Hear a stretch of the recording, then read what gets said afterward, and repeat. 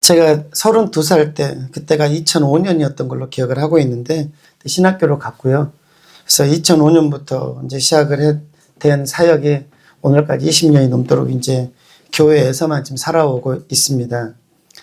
그래서 그 20년이 넘는 시간 동안 이제 누군가 저한테 이렇게 물어볼 수 있겠죠. 목사님, 그동안의 목사님의 그 이제 사역들 가운데 뭐 짧지는 않은 시간이었으니까 그 사역의 시간들, 여정들 가운데 목사님 가장 큰 어려운 게 뭐였습니까? 라고 묻는다면, 혹은 이걸 바꾼다면 이런 말이 되겠죠? 어떤 훈련을 가장 많이 받으셨습니까?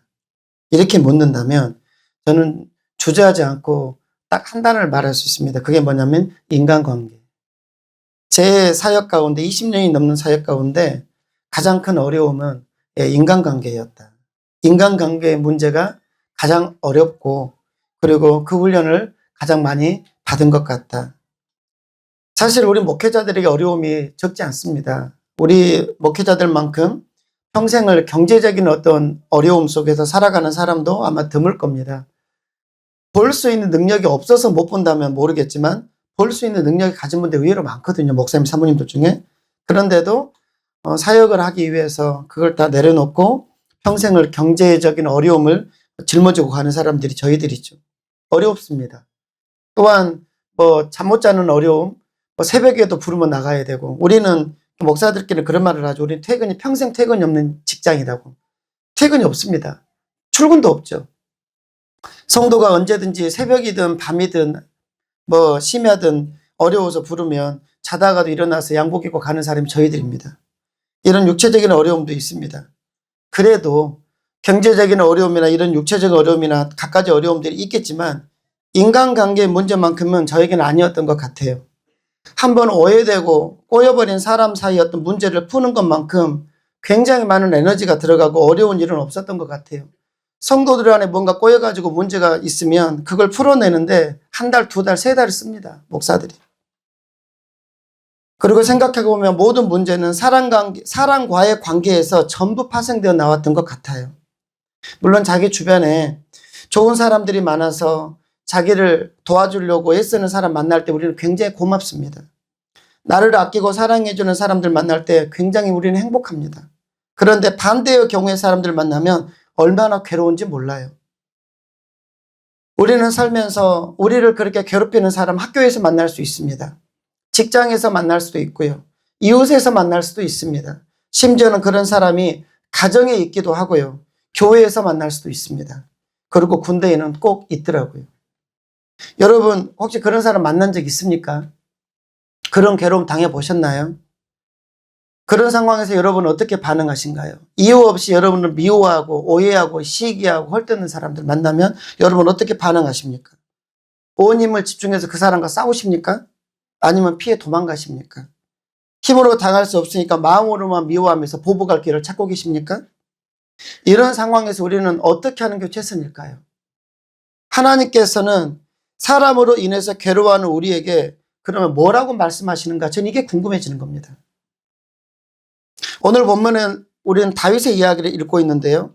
오늘 본문의 주인공 다윗도 이런 고통을 무척 심하게 당했습니다. 다윗은 어린 소년이었을 때 17살 때 사무엘 선지자가 집에 와서는 그냥 자기 머리에 기름 부어서 이스라엘 왕이 되게 해버렸습니다. 그러나 그렇다고 곧바로 왕이 된 것도 아니었죠. 그는 여전히 집에서 무시당하는 막내였고 양떼들이나 지켜던 목자였습니다. 목동이었어요. 그리고 아무도 그에게 기름 부어줬다고 해서 왕관도 왕자도 왕복도 가져다 주지 않았어요. 다윗은 왕이 되어 왕궁에서 살기는커녕 오랜 세월을 도망자로 산과 들에서 힘들게 지내야 했습니다. 사울이라는 왕으로부터 이제 목숨을 위협받으며 온갖 고통 속에서 13년을 죽은 듯 숨어 지내야 했었던 사람이 다윗입니다. 자기가 원하지 않았고 하나님께서 기름 부어버리셨거든요. 그런데 하나님께서는 어린 다윗에게 이스라엘을 맡기기에 앞서 왕의 자질을 길러주고자 왕이라는 사람이 어떤 중요한 인물을 맡는 사람인지 그걸 알려주시고자 사울이라는 사람을 사용해서 그를 13년을 다듬으셨습니다. 사울이라는 이 사람은 이스라엘의 초대왕, 일대왕이죠. 다른 사람보다 키가 굉장히 컸습니다. 그리고 굉장히 잘생긴 남자였어요. 처음에는 순수한 마음을 가졌던, 그리고 지혜롭고 겸손한 사람이었고 미래를 내다보면서 시대의 흐름을 읽을 수 있었던 해안이 있던 사람이 사울입니다. 한마디로 똑똑한 사람이죠. 좋은 가문 출신입니다. 용기도 대단했습니다. 하나님도 깊이 사랑했던 사람입니다. 처음에 사울의 모습입니다. 그래서 하나님께서는 이런 사울의 모습을 기뻐하셔서 그에게 기름을 부으시고 이스라엘의 초대 왕으로 세우셨던 겁니다. 더구나 하나님의 영에 사로잡혀 사울은 애원도 해본 적이 있습니다.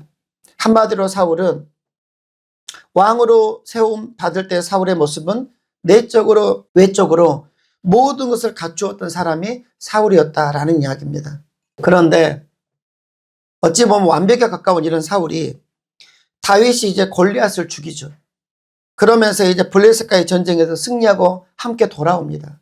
그럴 때 어떤 노래가 자기 귀에 들려옵니까?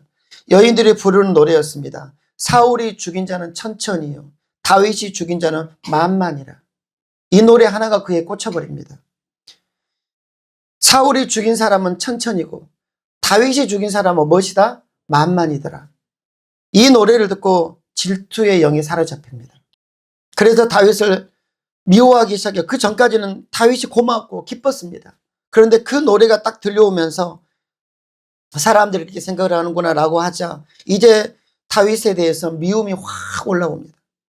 점차 어둠의 영에 사로잡혀 악신의 지배를 받습니다. 그리고 살인의 충동을 받아서 다윗을 죽이려고 수단과 방법을 가리지 않는 살인마로 변해가기 시작합니다. 다윗이 사울에게 잘못한 건 없습니다.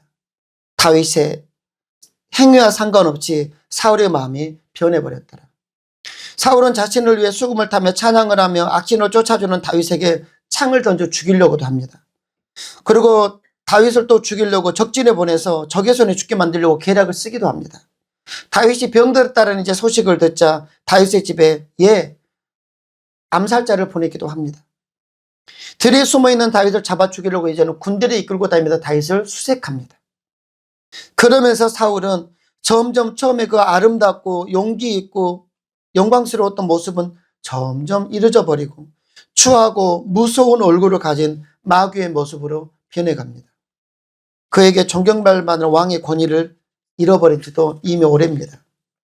사울에게는 이제 성령의 역사는 나타나지 않고 악령의 역사만 함께 있습니다. 그리고 궁극적으로 하나님은 그에게서 점점 멀어지셨습니다. 결국 그는 점점 불행해지고 왕이었지만 권좌에 앉아 있었지만 불행해지고 초라한 사람으로 변해가고 있었습니다. 여러분, 사울이 그러면 왜 이렇게 변질된 걸까요? 왜 이렇게 변해버렸냐라는 거예요. 저는 그것을 어떻게 해석을 하냐면 그것은 사울이 자신의 감정대로 행동했기 때문이다라고 저는 봅니다. 감정대로 행동했다. 무슨 말입니까? 미운 감정이 생기면 미워해버리고 질투의 감정이 생기면 시기하고 화가 나면 손에 잡히는 대로 창을 집어 던져버리고 죽이고 싶은 마음이 생기면 살인합니다. 그렇게 감정대로 살다가 보니까 하나님은 멀어지고 점점 악한 영이 사울을 사로잡아 부하처럼 부리는 거죠. 사울은 왕의 지위에 있었지만 하나님께 버림받은 아주 불행한 인생, 불쌍한 인생이 되어가고 있었습니다. 여러분, 우리는 우리 자신의 감정을 무조건 부정하고 숨겨서도 안 됩니다. 여러분, 이걸 이렇게 하지 마세요. 그러니까 내 마음에 올라오는 감정을 전부 부인해라. 악한 거를 시기하고 미우고 질투하는 그런 감정이 내게 올라올 때 그걸 전부 부정하고 무시하고 살아라, 이 말이 절대로 아닙니다. 우리 안에 있는 감정이 올라올 때 그 감정을 여러분 먼저는 수용해 주셔야 돼요. 여러분, 이걸 이 단계를 거치셔야 됩니다. 내 안에 어떤 사람에 대한 미움, 질투, 오해, 시기, 살인 충동이 올라올 때, 오해되는 감정이 올라올 때 따라서 하겠습니다. 아, 네가 지금 그렇구나. 여러분, 이거 잘 기억하셔야 돼요. 여러분, 어떤 사람들은 이렇게도 가르칩니다. 절대로 그런 생각이 내게 올라올 때 나는 그런 사람 아니라고 생각하지 말라는데 그거는 여러분 그러지 않습니다. 우리는 하루에도 10번 오해하고 시기하고 질투하고 미워하고 죽이고 싶습니다. 최소한 저는 그래요. 그럴 때 어떻게 해야 됩니까? 안 돼가 아니라 내가 지금 그런 마음이 들구나. 내가 지금 억울한 마음이 들구나. 내가 지금 비참한 생각이 들었구나. 내가 지금 속에서 분노가 끓어오르는 거구나. 아, 인범이 너 지금 힘들구나. 받아주세요. 먼저 받아주세요. 부정하는 게 아닙니다. 그런데 그 다음입니다. 그것만 받아들이고 거기에서 사울처럼 행동하기 시작하지 말라는 겁니다. 그 감정이 올라올 때 내가 그런 상태라는 걸 일단 인정을 하시면서, 그러나 그렇게 감정대로 살지 않도록 어떻게 해야 됩니까? 우리를 조절할 수 있어야 합니다. 우리는 두 가지 단계를 다 거치셔야 돼요. 어찌됐든 우리는 사울의 이야기입니다. 그런 감정을 무시해서는 안 되겠지만 너무 감정대로 살면 사단에게 속습니다. 우리 안으로 올라오는 감정을 그대로 받아들이면 속아요, 사단에게. 사단은 죄로 인해서 오염된 우리의 자아를 이용합니다. 우리의 자아를 통해서 감정을 지배해버립니다. 그리고 그 감정을 통해서 우리의 신앙과 인격을 지배합니다. 우리 안에 죄성이 없다면 우리에게는 부정적인 감정은 절대 올라오지 않습니다. 그러나 우리는 모두 부정적인 감정을 가지고 삽니다. 왜요? 우리에게는 죄성이 있고 그 죄는 우리의 절대 죽을 때까지 끊어지지 않거든요. 어떤 사람이 나는 내 안에 있는 죄성을 다 끊었다고 말할 수 있겠습니까? 그럴 수 없어요. 예수님 아닌 이상은. 우리는 죽을 때까지 죄악된 오염된 나의 자아와 거짓된 우리의 감정과 우리는 계속 싸워야 합니다. 계속 싸우는 거예요. 사단은 우리의 그 감정과 우리의 그 오염된 자아를 이용해서 우리의 신앙과 인격을 지배해버린다는 거죠. 그러므로 때로는 여러분, 우리가 미운 감정이 앞설 때가 있고 섭섭한 감정이 솟구칠 때가 있어도 우리의 믿음이 그 감정을 다스릴 수 있도록 해야 합니다. 주님의 말씀이 내 감정을 통제하고 주관할 수 있도록 말씀의 지배를 우리는 늘 그 지배하에 놓여 있어야 합니다. 성령 충만하게 우리를 계속 관리하셔서 내 감정이 지배를 받지 않고 내가 감정을 조절할 수 있도록 도와달라고, 하나님 제 마음이 지금 이러해서 견딜 수가 없습니다. 성령님, 이 거짓되고 죄악된 내 감정을 하나님께서 누그려 주시고 하나님 원하시는 마음으로 나를 바꿔달라고. 먼저는 약한 우리를 인정하란 말입니다. 그래서 우리는 그 감정이 올라오더라도 거기서 이길 수 있도록, 우리 힘으로는 못 이깁니다, 여러분. 우리는 이미 죄에 오염되어 있기 때문에, 그렇게 태어나 버렸기 때문에. 그래서 말씀의 지배를 받고 성령의 지배를 받지 않으면 우리는 못 견디는 거예요. 다윗은 참 이상한 사람입니다. 다윗은 그처럼 그를 죽이려고 하는데도 단 한 번도 사울이 자기를 그렇게 죽이려고, 사실 다윗이 뭘 잘못했어요? 근데 이 인간이 자기를 죽이려고 난리를 치는 겁니다. 그런데 다윗이라는 사람은요, 성경을 아무리 읽어보고 꼼꼼히 보고 한 글자 한 글자 다 봐도 단 한 번도 그런 사역과 맞서지를 않습니다. 다윗은 그런데 원하면 얼마든지 사울을 죽일 수 있었습니다. 다윗을 죽이려고 사울이 던진 창을 주어서 다시 사울에게 던져버릴 수도 있었겠죠. 근데 다윗은요, 바보처럼 창을 집어 던지지 않습니다. 다윗의 마음 안에서도 사단은 속삭였을 거예요. 야, 너도 죽여버려. 계속 들려왔을 거예요, 그 소리가. 죽여버려. 만약 그때 다윗이 그 안에서 죄악된 감정이 부르짖는 그 사단의 음성에 기울여서 던진 창을 집어 사울에게 던졌다면 어떻게 됐을까요? 저는 이렇게 생각합니다. 그 역시 사울과 별바 다를 바 없는 미치광이 왕이 되었을 것이다.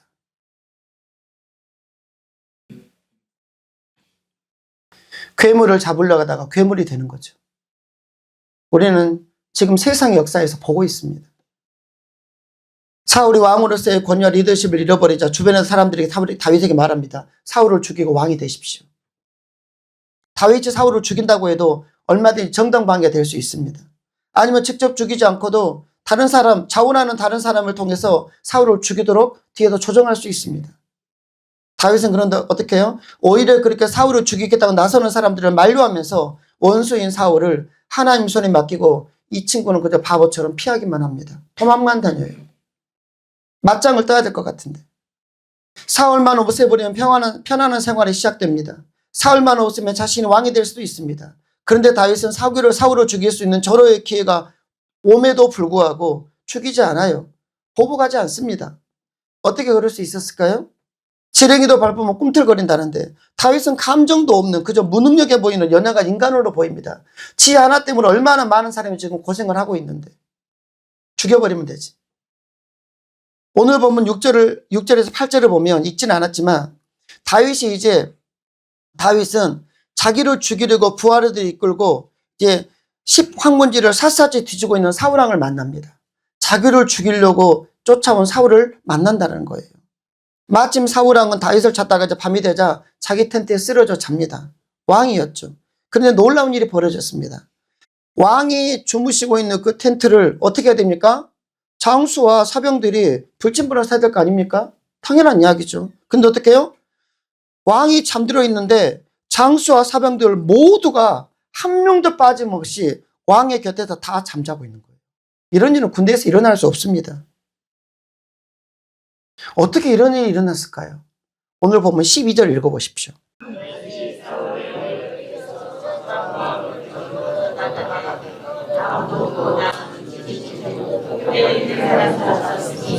이는 여호와께서 그들을 깊이 잠들게 하셨으므로 그들이 다 잠들어 있었기 때문이었더라.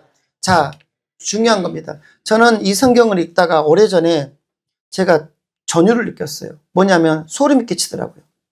그전에는 보이지 않았던 구절입니다. 성경을 수십 번을 읽어도 보이지 않았던 구절이었어요. 근데 12절의 밑에 줄입니다. 뭡니까? 여호와께서. 있을 수 없는 일이 일어났다고요. 몇 명이 여기를 쫓아왔다겠습니까? 3,000명입니다. 3,000명의 군인이 이제 다윗을 하나를 죽이겠다고 쫓아왔습니다. 그런데 놀라운 일이 뭐라고요? 이 3,000명의 군인이 왕이 있는데 왕을 한 놈도 호위하지 않고 3,000명이 다 잠들어 있다. 이런 일이 일어날 수 있어요? 이건 일어날 수 없어요. 저도 군대 갔다 왔지만 이러면 다 죽습니다. 어떻게 일이 일어났다고요? 여호와로 말미암은 겁니다. 하나님께서 마지막 다윗을 테스트하는 겁니다. 이게 마지막 테스트거든요. 다윗에게. 사울 주변의 모든 이들을 다 잠들게 하시고 그 다음에 하나님 보고 계시는 겁니다. 다윗이 어떻게 하고 있는지. 저는 여기도 소름 끼치더라고요. 하나님이 이런 분이시구나. 마지막 테스트입니다. 마지막 시험이었어요. 다윗이 아비새라는 부하와 함께 이제 사울의 진에 들어가 봤더니 진짜 세상 모르고 다 자 있어요. 한 명도 안 깨어 있어요. 깜짝 놀랐습니다. 오케이, 이제 복수할 절호의 찬스다. 역시 하나님 내 편이시다. 이런 기회를 주시다니. 이제 이 창을 들어서 사울의 배에 내리꽂기만 한다면 이 모든 일, 이 모든 고생 이제 끝이다. 저 인간 죽여버려야 되겠다. 간절했을 것 같습니다. 게다가 아비새, 같이 갔던 부하 아비새가 뭐라고 합니까? 하나님께서 오늘 원수를 당신의 손, 즉 다윗 손에 붙이셨습니다. 나로, 당신이 아니라 나로 단번에 그를 없애버릴 수 있도록 허락해 주십시오. 나선 겁니다. 내가 죽이겠습니다. 당신의 손에 피 묻히지 않게 하겠습니다. 살인을 자청합니다. 얼마나 듣기 좋은 말입니까? 근데 다윗은 어떻게 합니까? 사울을 죽이지 않습니다. 오히려 아비새가 방방 뛰자 그 아비새를 죽이지 못하도록 가로막습니다. 죽이지 마라. 어떻게 그럴 수 있었을까요? 10절을 같이 읽겠습니다. 10절입니다. 다윗이 또 이르되 시작.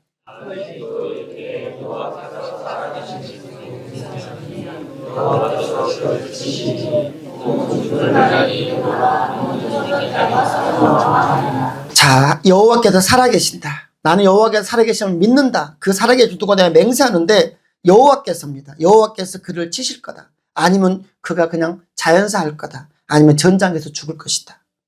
무슨 말입니까? 다윗이 인격이 훌륭해서 이 상황에서 사울을 살려준 겁니까? 아닙니다. 인격이 훌륭해서가 아닙니다.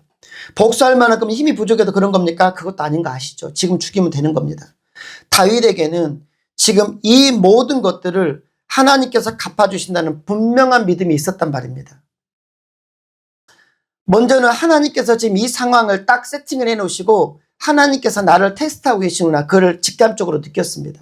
그 정도의 영적인 감각이 있었던 사람이에요. 그러면서 다윗에는 뭐가 있었더라고요. 13년이라는 시간을 내가 이렇게 이 왕한테 살아가고 있지만 하나님 이걸 다 나를 보고 계신 하나님께서 저 인간도 보고 계시기 때문에 하나님의 때가 되면 반드시 공의로 하나님께서 갚으실 것이다라는 그 믿음이 다윗에게는 분명히 있었단 말입니다.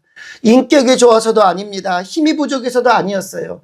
그에게는 무엇이 있었다고요? 하나님께서 나름대로 판단하셔서 공의롭게 판단하시고 처결하실 것이라는 하나님에 대한 그 믿음, 그 신뢰가 있었단 말입니다. 그래서 다윗은 사무엘상 24장 15절 앞에 있는데 15절에서 이렇게 말합니다. 그런즉 여호와께서 재판장이 되어 나와 왕 사이에 판결하여 달라고 말합니다.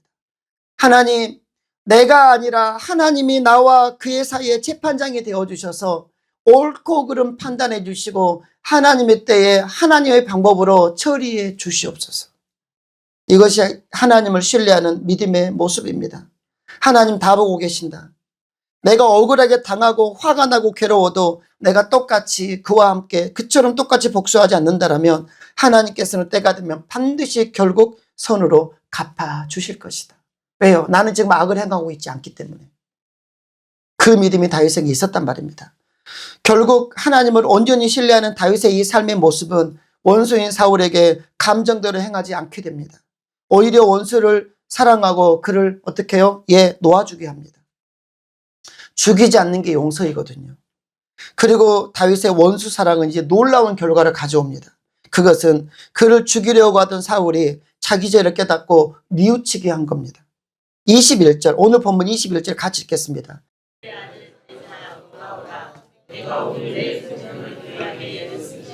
내가 다시는 너를 해하지 아니하랴. 내가 어리석은 일을 하였으니 대단히 잘못되었도다 하는지라. 아멘. 이 사건 이후로 사울은 다윗을 다시는 쫓지 않습니다. 이게 마지막 이야기였어요. 마지막 사울에게 쫓김을 당했던 마지막 사건입니다. 다윗이 사울에게 설교한 게 아닙니다. 네가 잘못했다라고 말한 게 아닙니다. 그저 자신의 무고함을 밝히고 용서해 준 겁니다. 여러분, 미친 사울 왕이 이렇게 변할 것이라고 누가 예상할 수 있었을까요? 그러나 다윗의 원수 사랑이 사울도 감동케 하고 죄를 뉘우치게 한 겁니다. 또한 사울로 하여금 다윗을 축복하게 합니다. 25절이에요. 제가 읽어드릴게요. 사울이 다윗에게 이르되 내 아들 다윗아 내게 복이 있을지어다. 내가 큰 일을 행하겠고 반드시 승리를 얻으리라. 여러분, 불과 얼마 전까지 다윗을 죽이지 못해 안달이 났던 사울입니다. 그런 그가 그토록 미워하던 다윗을 어떻게 하고 있다고요? 포기해버립니다. 내게 복이 있을 것이다. 내가 큰 일을 행할 것이다. 반드시 승리를 얻을 것이다. 다윗의 승리는 누구의 실패일까요? 자기 가문의 실패죠. 사울은 지금 자기 아들을 왕으로 세우기 위해서 이 난리를 치고 있는데 다윗이 승리해서 왕이 된다면 자기 가정은 왕이 되지 못한단 말입니다. 한마디로 이 25절의 사울의 축복은 무엇이냐면 하나님께서 너를 사랑하시고 기뻐하셔서 너와 함께 하시면 네가 결국은 나라를 차지할 것이다. 너를 대적하는 일이 다 망할 것이다 라는 기도입니다. 이 사울의 축복은 사울에게는 저주와 다름없는 기도입니다. 그럼에도 불구하고 사울은 다윗의 그 악을 선으로 갚는 모습을 보면서 잠시나마 그에게 변화를 주고 다윗을 축복하게 합니다. 여러분, 그러면 이런 다윗의 승리의 비결은 어디에 있었습니까? 그것은 그가 감정대로 행하지 않음에 있었습니다. 감정대로 행하지 않음. 그리고 그 원동력, 그가 감정대로 행하지 않을 수 있었던 원동력이 무엇입니까? 인격입니까? 훈련입니까? 예, 그럴 수 있겠습니다. 그러나 저는 그 원동력은 무엇이라고 말하고 싶냐면 딱 하나입니다. 하나님을 정말 온전히 믿는, 온전히 신뢰하는 다윗의 믿음이었습니다. 어떤 믿음이었습니까? 하나님이 선하게 모든 이 상황을 보고 계시고 알고 계시는 하나님께서 나의 선함과 나의 무감을 아시는 하나님께서 하나님의 때가 되면 반드시 하나님의 방법으로 어떻게 선하게 갚으실 것이다. 그 믿음입니다. 그 믿음. 그 믿음이 다윗에게 있었고 다윗은 그 하나님을 온전히 신뢰한다라는 이야기입니다. 여러분, 오늘 우리 성도들, 우리 그리스도인의 삶이 여러분 저는 이래야 한다고 봅니다. 사울과 다윗의 관계처럼 오늘 우리를 괴롭히는 대적을 감동시키고 그들로부터 축복받을 정도가 된다면 얼마나 하나님께서 영광을 받으실까요? 얼마나 놀라운 승리를 맛보며 그곳에 복음이 증거될 것 같습니까? 여러분, 우리가 그리스도인이기에 세상에서 우리가 미움을 받고 때로는 믿지 않는 사람들로부터 공격을 당하는 것은 어떨 때 보면 당연할 수도 있습니다. 왜요? 우리와 그들이 생각이 다르고 그들은 세상에 속해 살지만 우리는 하나님에 속해 살기 때문에 속한 곳이 다르기 때문에 필연적인 싸움이 일어날 수밖에 없다라는 거죠. 네. 사단이 죄를 통해서 지배하는 세상을 예수 믿는 백성들로 인해서 빼앗길 위기에 처한 사단이 온갖 방법을 다 동원해서 그리스도인들을 공격하는 겁니다. 그 방법이 무엇입니까? 주변에 있는 사람들을 사용하는 겁니다. 주변에 있는 사람을 사용하는 거예요. 그 결과가 무엇입니까? 나는 믿음으로 살고 있는데, 나는 기도하고 있는데, 나는 선하게 살고 있는데, 가정에서, 일터에서, 학교에서 때로는 예기치 않은 분쟁이 자꾸 일어난단 말입니다. 제가 서두에서 말씀드린 것처럼.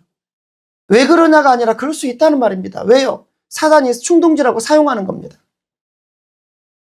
바로 그때 우리는 오늘 본문의 다윗처럼 나의 취약된 감정대로 행동하고 휘둘리고 말하지 않아야 합니다. 그런 감정이 내게 올라온다는 것을 일단 인정하시고 내가 그렇게 연약하고 내가 악한 자라는 것을 일단 인정하시면서 하나님의 은혜를 구할 수 있어야 합니다. 그러나 사단은 뭐라고 하는 겁니까? 우리에게 감정을 던져줍니다. 미워하는 것, 질투하는 것, 오해케하는 것, 나를 무시한다고. 그런 감정이 우리에게 자꾸 올라와요. 그리고 사단은 뭐라고 말합니까? 너도 똑같이 해버려. 너도 무시해버려. 너도 같이 맞받아 쳐버려. 너도 같이 그 사람 뒤에 섬담해버려. 하지도 않은 일을 했다고 떠벌리고 다닙니다. 직장에서. 너도 그렇게 해버려. 네 무고함을 다른 사람 잡고 너도 네 무고함을 밝혀. 사울이 던진 창을 집어서 너도 던져 죽여버려. 이 말하고 똑같은 말이에요. 여러분, 신앙생활이라는 게 고상한 게 아닙니다. 신앙생활이 얼마나 고상한가요? 저는 치열한 전쟁터 같고 발가벗겨지는 전쟁터 같아요. 신앙생활이라는 게. 목사로 사는 게 고상할 것 같습니까? 그렇지 않아요.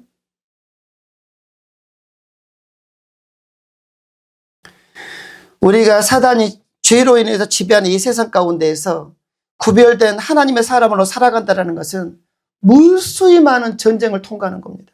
언제까지 합니까? 죽을 때까지 하는 거예요. 사단은 우리에게 계속 충동질합니다. 너도 같이 해버려. 넌 더 해버려.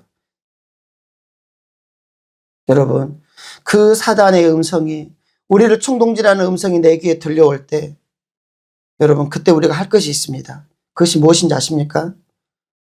사단보다 크신 하나님께서 이 모든 상황을 바라보고 계심을 여러분 믿으십시오. 여러분이 무고하게 당하고 있음을 여러분 믿으십시오. 3,000명의 군사가 모두 잠들어 있을 때 땡큐 할 게 아니라 소름이 끼쳐야 됩니다. 와, 하나님이 나를 테스트하시는구나. 이 상황에서 내가 어떻게 행동하는지 나를 보시는 거구나. 그리고 그 순간에 하나님의 원하심이 무엇인지 여러분 그 순간에 깨달으셔야 돼요. 그리고 때가 되면 하나님께 해결해 주심을 믿고 지금 나를 힘들게 하는 사람까지도 품을 수 있기를 바랍니다. 여러분, 예수님께서 이 땅에 오셔서 우리에게 보여주셨던 것 중에 하나가 뭐냐면 기존에 있던 사랑의 관념을 바꾸셨습니다. 사랑의 패러다임을 바꾸죠. 사랑의 패러다임. 무슨 말입니까? 그 전까지 사람들이 흔히 행하던 사랑의 범위는 자기 가족을 사랑하고 가까운 이웃을 사랑하고 친구와 국가를 사랑하는 것으로 한정되어 있었습니다. 그게 사랑의 범위였어요. 그게 사랑할 수 있었던 겁니다. 그런데 예수님의 사랑의 범위를 깨버리셨습니다. 그게 뭐였습니까? 원수까지도 사랑해야 된다라고 가르치셨고 베풀었습니다.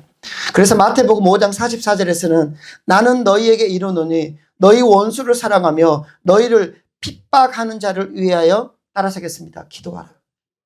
기도하라. 저는 이 구절이 정말 싫습니다. 개인적으로 목사하지만 이 구절이 너무너무 싫어요. 싫다는 것보다는 너무너무 부담스럽습니다. 이 구절 없었으면 좋겠어요. 그러나 주님께서 주신 말씀입니다. 그리고 그분이 친히 이 원수 사랑을 그리고 자기를 위해 핍박하는 자를 위해서 기도하는 것을 친히 보여주셨습니다. 그 마지막 현장이 어디였습니까? 그게 십자가입니다. 그게 십자가예요. 자기를 죽이는 자들, 자기를 조롱하는 자들, 자기의 옷을 발가벗기고 부끄럽게 하는 자들을 위해서 저들이 알지 못해서 저런다라고 용서해달라고 기도하시고 그 원수 같은 인간들을 위해서 죽어버리셨어요. 이 구절이 너무너무 싫고 이 구절이 너무너무 부담스럽지만 주님께서 말이 아니라 행위로 이 일을 하셨고 너희도 이렇게 했으면 좋겠다라고 우리에게 권면하시는 겁니다. 사실 원수를 사랑한다는 것, 나를 위해 핍박하는 사람을 위해서 기도한다는 것 절대 쉽지 않습니다.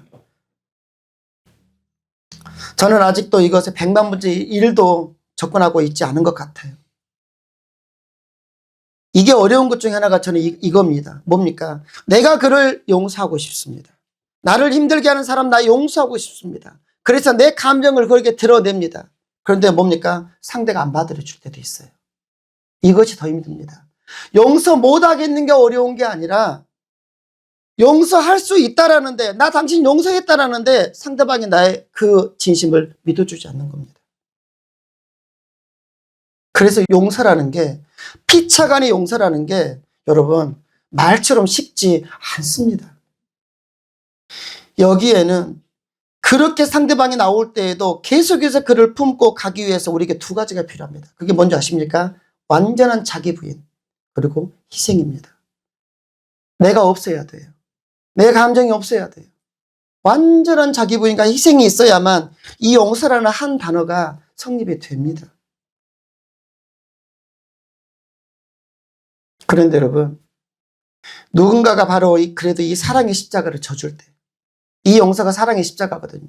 이 사랑의 십자가를 지려고 흉내라도 낼 때 그때서야 그곳은 아름다워지고 평안해지기 시작합니다. 이 세상에 아름다운 하나님의 나라가 되기 위해서는 세상에 줄 수 없는 십자가의 온기가 우리에게는 지금 필요합니다. 지금 우리에게 이게 필요하죠. 이 세상에 필요하고 있습니다. 이렇게 할 때 주님은 마태복음 5장 45절에서 한마디 하십니다. 그럴 때 너희가 내 아들, 딸이 될 것이다. 믿지 않는 가족으로부터 핍박당할 때 여러분 힘들겠지만 미워하지 말고 더욱 사랑으로 나타내서 승리하시기를 바랍니다. 학교나 직장에서 믿지 않는 이들로부터 억울하게 비난과 불이익을 받고 괴롭힘 당할 때 여러분 참을 수 있기를 바랍니다. 저들이 던진 창을 잡아서 같이 그들에게 맞받아 던져버릴 때 여러분 절대 승리할 수 없습니다. 그 순간은 후련할 거예요. 그러나 승리할 수 없어요. 우리가 세상에서 애매히 고난을 받고 괴롭힘 당할 때 보복하려는 마음이 왜 안 들겠습니까? 그러나 그 보복하려는 마음을 품고 기회를 잡으려고 해서는 승리할 수 없습니다. 사단은 우리에게 계속 말할 겁니다. 너도 같이 해. 너도 같이 하란 말이야. 너도 그렇게 해줘버려. 너 바보 아니잖아. 너 말할 수 있잖아. 행동할 수 있잖아.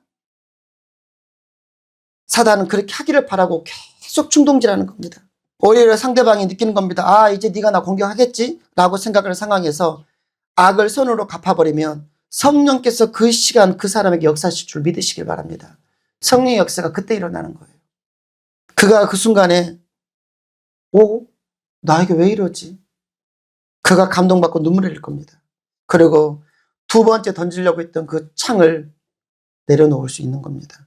그리고 여러분을 존경하고 축복하기 시작할 겁니다. 죄송하지만 교회 안에서도 누군가가 여러분을 보이지 않는 창으로 찌르려고 덤벼들지도 모릅니다. 교회 안에서도. 저 무진장 많이 봤습니다. 잘 피하십시오. 여러분 잘 피하십시오. 절대 맞아 죽어서는 안 됩니다. 먼저는 부탁드립니다. 절대 그 창에 맞아 죽지는 마십시오. 무슨 말입니까? 그것 때문에 신앙을 버리지 말라는 겁니다. 교회를 떠나지 말라는 겁니다. 그런 분들을 숱하게 봤기 때문에 드리는 말씀이에요. 교회 안 다녀볼란다. 교회 옮겨버릴란다. 이게 맞아 죽는 겁니다. 그러나 여러분 잘 피하되 맞받아 던지지도 마십시오. 목청을 높여 싸우거나 돌아다니면서 다른 성도들에게 그를 역으로 비난하지 마시기를 바랍니다. 오히려 그가 위기 처했을 때 오케이 기회 왔다라고 하고 선으로 갚아주시길 바랍니다. 어떻게 갚으라고요? 선으로 갚으십시오. 여러분을 힘들게 하는 사람을 위해서 선으로 갚아주세요. 그를 칭찬해 주십시오. 그를 위로해 주십시오. 오히려 그의 연약함을 보호해 주십시오. 그러면 그가 혹시 하나님의 은혜 안에서 자기 외에 모순된 그 모습을 발견할지도 모릅니다. 뉘우치고 변화될 겁니다. 여러분을 위해서 진실한 기도를 하게 될지도 모릅니다. 그래야 할 때 제가 모른다는 이야기는 기대하지 말라는 거예요. 그렇게 안 하더라도 그냥 내버려 두시라고요. 그러나 그렇게 하면 감사하십시오. 그래야 할 때 여러분, 하나님께서 그런 우리를 통해서, 여러분을 통해서 그때서야 비로소 최고의 영광을 받으시는 겁니다. 우리의 찬양으로 영광도 받으시겠고 우리의 기도로도 영광을 받으시겠지만, 하나님 우리에게 받고 싶은 최고의 영광은 무엇이냐면, 기도하고 찬양하고 말씀 배우고 확신반하고 설교 듣고 여러분이 배우잖아요. 그걸 가지고 여러분의 삶의 연장에서 사랑을 실천하며 사는 것, 이것이 하나님께서 받고 싶은 최고의 영광인 것을 믿으시기를 바랍니다. 이것이 주님을 신뢰하는 우리 믿음의 사람들이 맺어야 할 진정한 삶의 열매이며, 주님은 이런 우리를 향해서 큰 칭찬과 상급을 예배하고 계신 줄로 믿으시기를 바랍니다. 말씀 마치려고 합니다. 여러분, 죄인된 우리 안에는 사울과 다윗이 공존하며 삽니다. 언제까지 공존할까요? 우리가 이 땅을 떠날 때까지입니다. 여러분, 그 믿으세요. 우리는 사울의 인생을 살 수도 있고요, 다윗의 인생을 살 수도 있습니다. 만약 여러분이 죄악된 감정에 이끌려 우리 안에서 움직이는 대로, 사단의 음성대로, 사단의 충동질대로 그 감정에 이끌려 사는 사람이 되면 여러분 안에 있는, 우리 안에 있는 사울이 나타날 거예요. 여러분의 얼굴은 사울을 닮아갈 겁니다. 평안을 잃어버린 채 평생을 사람을 죽이는 창을 던지며 황무지를 방황하며 비참하게 살다가 하나님 주신 아름다운 복을 누려보지도 못한 채 불행하게 살다가 불행하게 갈 거예요. 원하지 않지만 그렇게 됩니다. 그러나 우리가, 여러분이 하나님을 믿기에 악을 악으로 갚지 않는다라면, 오히려 그를 사랑으로 품고 축복할 수 있다면 우리 안에 또 다르게 숨어있는 다윗이 나타날 거예요. 고난 속에서도 이 사람은 찬양을 멈추지 않을 겁니다. 여러분의 얼굴에는 넘치는 사랑으로 인해서 우리 얼굴은 항상 빛날 거예요. 삶은 찌그러져서 고통스럽지만 우리 얼굴은 빛이 납니다. 사람들의 비난에도 흔들리지 않고 확신을 품고 우리는 전진할 수 있습니다. 그리고 이런 사람의 주위에는 언제나 좋은 사람들이 몰려들어 있습니다. 여러분, 그리고 결국에는 여러분을 위해서 그 대적들도 축복하며 존경을 하게 됨을 여러분 꼭 기억하십시오. 이것이 온전히 신뢰하며 사는 이들의 삶의 모습이고 열매인 줄로 여러분 꼭 믿으시길 바랍니다. 그리고 하나님께서 오늘 우리에게, 우리 애원교회에게 원하시는 최고의 거두기를 원하는 열매가 바로 이 열매인 줄 여러분 꼭 믿으십시오. 바라기는 사울처럼 순간에 죄악된 감정에 우리 자신을 내어 맡겨버리고 던져버리는 것이 아니라, 만유보다 크신 하나님을 신뢰하며 우리의 모든 상황을 지켜보고 계신 그 하나님을 믿으면서 마지막에 선하게 그 모든 걸 갚으신 하나님을 믿고 여러분의 남은 삶을, 하나님 원하시는 삶을 살아가기를 주님 이름으로 축복합니다. 기도합시다.